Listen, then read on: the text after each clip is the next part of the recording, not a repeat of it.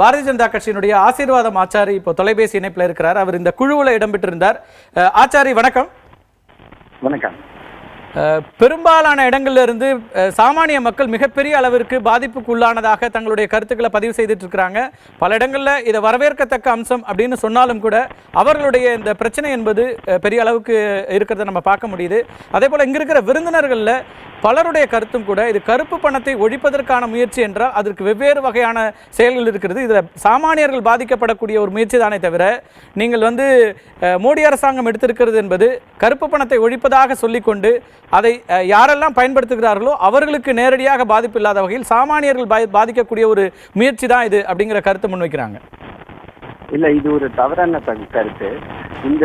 இதனுடைய பேக்ரவுண்ட் என்ன அப்படின்றத நான் உங்களுடைய நேருக்கு சொல்ல வேண்டிய கடமை. 2 வருஷம் முன்னாடி எலெக்ஷன் பொது தேர்தல் நடக்கும்போது பாரதிய ஜனதா பார்ட்டியுடைய ஆளுமை குழுக்கு முன்னாடி அர்த்த கிராந்தி அப்படின்னு ஒரு ப்ரொபோசல் கொண்டு வந்தாங்க.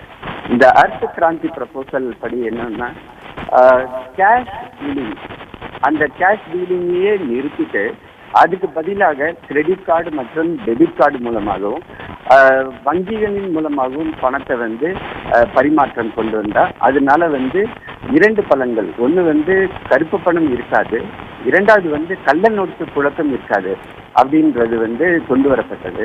ஆனால் அந்த சமயத்தில் பலவேறு காரணங்களுக்காக அதை மேனிஃபெஸ்டோவில் அதை சேர்க்க முடியல. ஏன்னா நான் விஷன் டாக்குமெண்ட்டோடைய குழுல நானும் இடம்பெற்றிருந்தேன் 2014 லோக்சபா எலெக்ஷன் போது.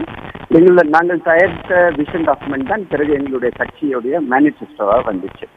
ஆனால் கடந்த 2.5 வருடங்களாக பார்க்கும்போது இந்த கள்ள நோட்டு புழக்கம் மிக அதிகமாக இங்க குறிப்பாக வட இந்தியாவில் 500 ரூபாய் நோட்டுகளும் 1000 ரூபாய் நோட்டுகளும் மிக அதிகமாக புழக்கத்தில் வரப்பட்டது. கள்ள நோட்டை தடுப்பதற்கு பல வழிகள் இருக்கின்றன. நீங்க இப்ப எடுத்திருக்கிற முயற்சி என்பது கள்ள நோட்டை தடுப்பதற்கா கருப்பு பணத்தை ஒழிப்பதற்கா? இரண்டையும் தடுப்பது.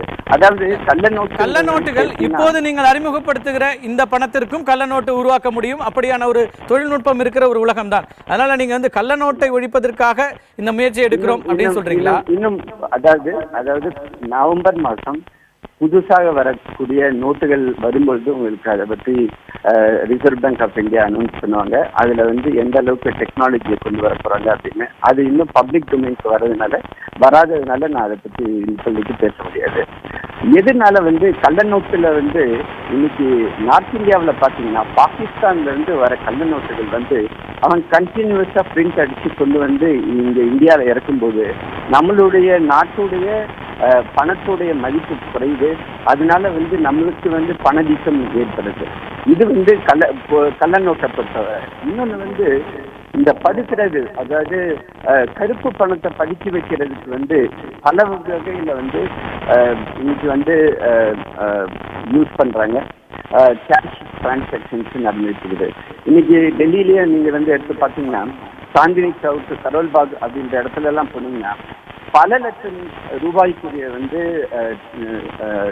டிரான்சாக்ஷன் ஒரு செகண்ட்ல கேஷ்ல அப்படியே கொண்டு டம்ப் பண்ணிட்டு போயிட்டே இருக்கிறாங்க. இந்த கேஷ் எங்கிருந்து ஜெனரேட் ஆகுது, அது எங்க டிரான்ஸ்பர் ஆகுது, அதனுடைய ஃபைனல் டெஸ்டினேஷன் என்ன, அதனால வரக்கூடிய வரி டாக்ஸ் நமக்கு இந்திய அரசாங்கத்துக்கு வர முடியாத ஒரு சூழ்நிலை.